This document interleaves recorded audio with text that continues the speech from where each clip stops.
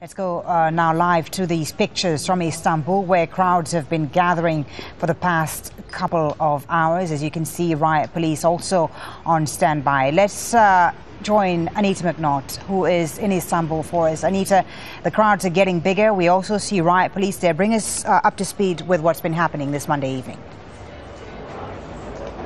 Well, it's been a peaceful afternoon in TAKSIM Square. We spent quite some time mingling with the protesters and talking to them about what they felt they were still there for and what they were hoping to achieve. But in the last hour, basically as darkness fell, things have taken a slightly different turn. Down in Besiktas, where I reported from last night, where there were some fairly major battles, scuffles, pushes between police and protesters. We've seen riot police set up some fairly tough barricades using steel cabling across the roads there, and there seems to be some exchange of force down there.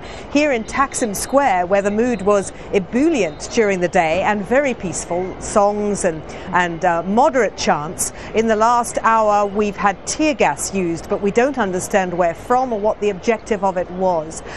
So the protest continues. The square behind me, TAKSIM Square here, is actually very crowded now. The space behind me almost entirely full. No police in evidence in TAKSIM Square at all today, which in the view of almost everyone looking at the dynamic here is a wise decision. If the police were to appear here, it would only provoke violence. In the absence of the presence of police of any sort, there is no destruction of property. There was a fire here, but nothing more major than that.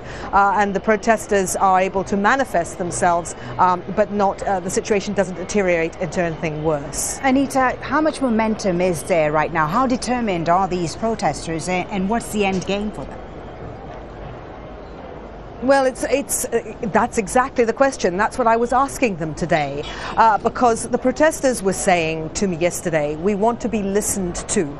We don't feel that the opinions of half the population are being respected or even heard. We don't necessarily agree with everything the government is doing, but they're showing no signs of taking any notice of us at all.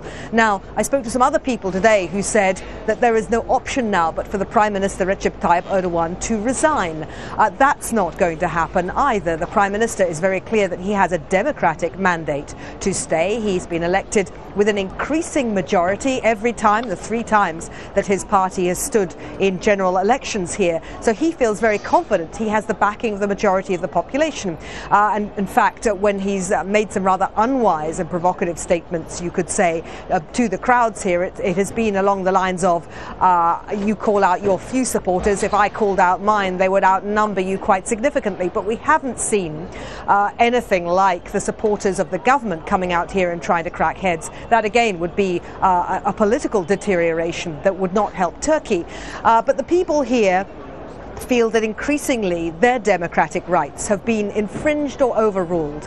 They feel that there is now a government by decree, that the Prime Minister and his party basically decide what they want to happen and do it, and there isn't a sufficiently consultative process in Turkey. The word others have used is a sort of majoritarian approach. That is to say, through the democratic process, I have won the control. Now I'm going to run everything.